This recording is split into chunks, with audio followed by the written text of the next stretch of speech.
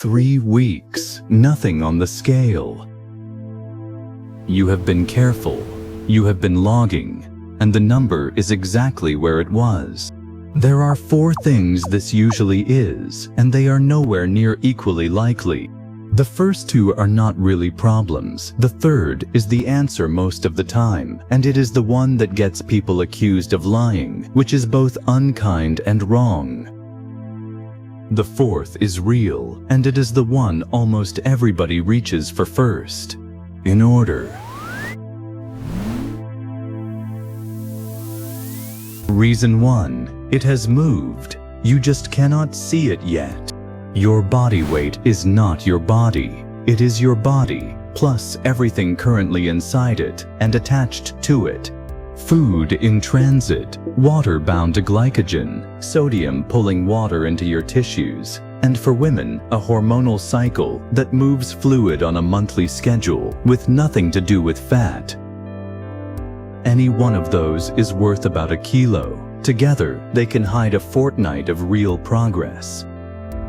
A salty meal on Tuesday can hold a kilo of water into Thursday, and that is more than a whole week of a sensible deficit. So, the fix is not a better scale. It is a longer window, weigh most mornings, and only ever compare 1 week's average against another's. Reason 2. 5 good days, and 2 that nobody counted. There is a measurable weekly rhythm in body weight. One study tracked 80 adults across more than 4,500 weigh-ins and found weight rising across the weekend and falling back during the week in almost everybody. So do the arithmetic on an ordinary week. 5 weekdays, 500 calories under maintenance, that is 2,500. Then Saturday and Sunday, a restaurant meal, a few drinks, and the things that did not get counted because it was the weekend, call it 1,000 over on each of the 2 days. 2,500 under, 2,000 over. The week nets 500, which is about 65 grams of fat, and every one of those weekdays felt like a diet. Reason 3.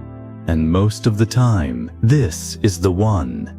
In 1992, a group at a New York hospital took 10 people who were certain they could not lose weight on very little food and measured them properly for a fortnight.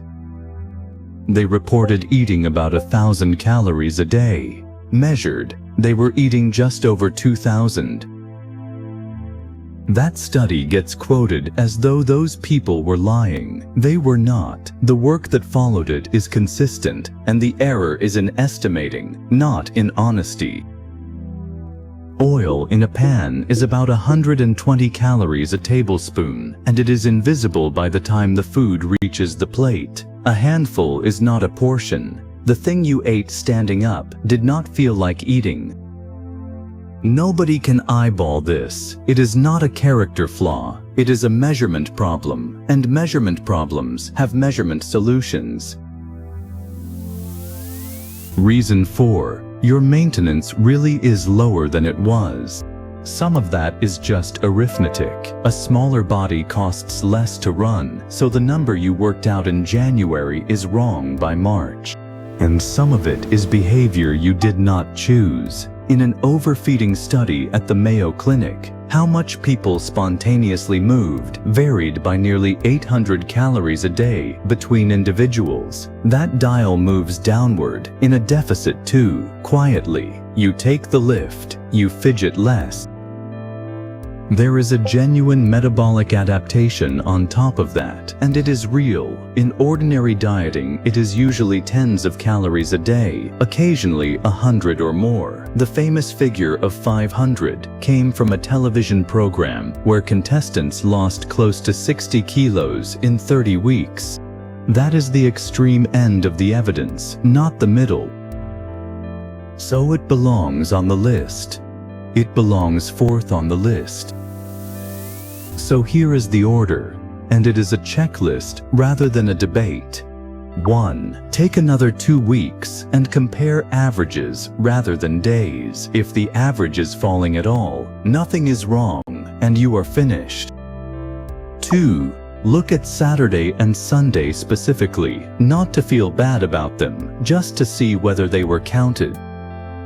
3. Log everything for 1 week. The oil, the drinks, the things eaten standing up. 1 honest week is enough to find a 500-calorie hole. 4. Only then, if the average is genuinely flat on genuinely complete logging, take another 100 a day off and start the clock again. And here is what it almost never is. It is not that your metabolism is broken. Starvation mode, in the way that phrase gets used online, would require your body to stop obeying conservation of energy. It does not. It is not one food. There is no single ingredient that halts fat loss while the arithmetic underneath still works. And it is not that you need to eat more in order to lose weight. That advice does sometimes work, for a boring reason. It makes the plan survivable, so the deficit is actually there on more days.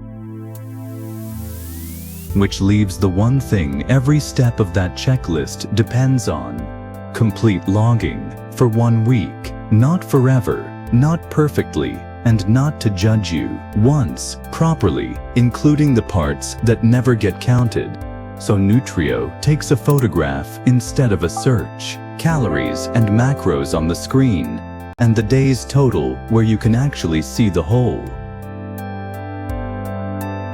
Most of the time, the whole is the answer. So, 5 things. 1. Compare weekly averages. A single day is mostly water.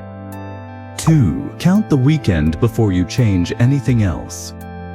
3. Log 1 week completely, oil and drinks included. 4. Suspect the estimate before you suspect the metabolism. It is right far more often. 5. If it really is flat on complete data, take 100 a day off and then wait another fortnight. Nutrio is free to start on iPhone and Android. 1 photo per meal and the whole stops being invisible.